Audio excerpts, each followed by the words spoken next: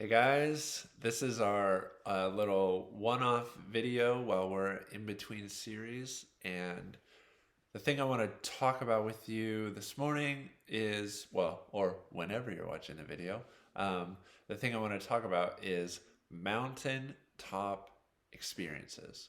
Now, actually don't know like the origin of the phrase, right? But I could have a couple guesses. One is that like a lot of these experiences maybe happen on mountains, right? Like whenever we go to a camp, a lot of camps are built like on a high elevation, right? And when we're at a camp, we have this mountaintop experience with God, right? Another maybe reason why it's called a mountaintop experience is like how good you feel, right? Like you just had this encounter with the living God and it feels amazing. You feel like you just climbed a mountain, right? It's a euphoric type feeling, right? And so maybe you've had those feelings. Maybe they have happened to you at a camp before.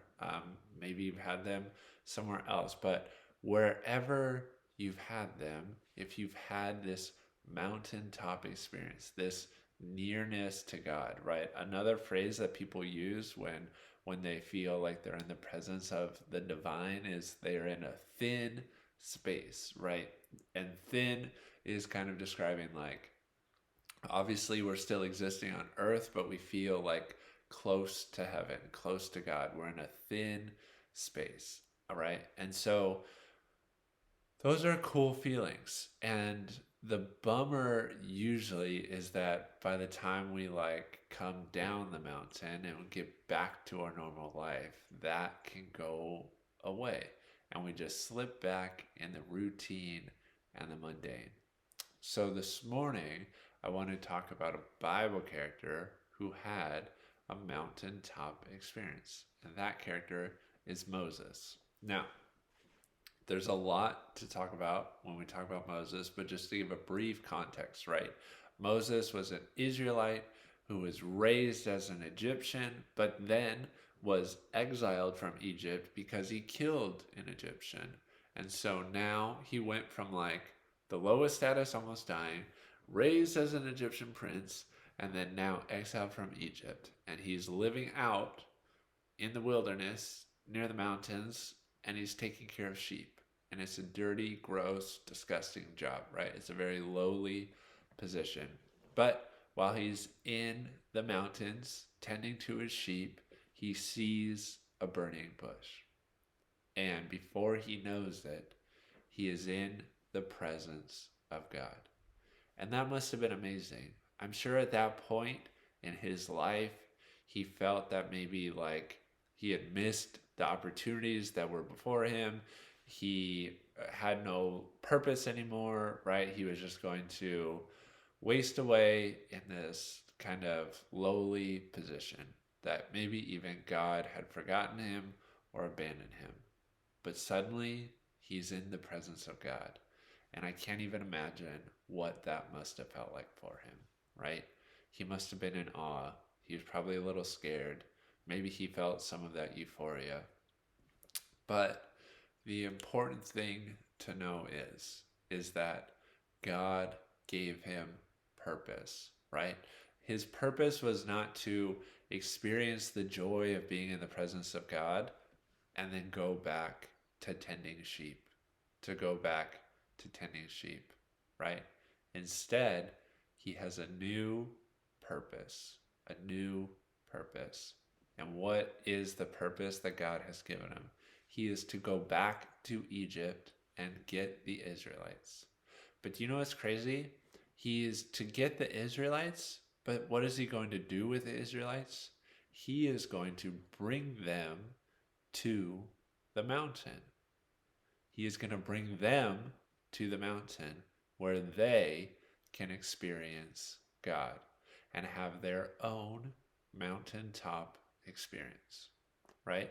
And so I love this passage because it's like a call to ministry, right? A call to ministry that his purpose now is he's had this amazing experience in the presence of the living God. And now his job is to help others to have that same experience. And what a blessing and what a gift that is. And now I think that the same is true for us, right? The same is true for us. That if we have encountered and experienced the love of the living God, what do we then do with that experience? Do we just sit on it, forget about it, move on, and get back to our normal life? Or is that such good news? Was that such an amazing experience that now our job is to help others have a similar experience, right? Does it light a fire inside of us? And now, obviously, we have commitments. You have to go back to school, right? Eventually, you'll get a job. You need to support yourself.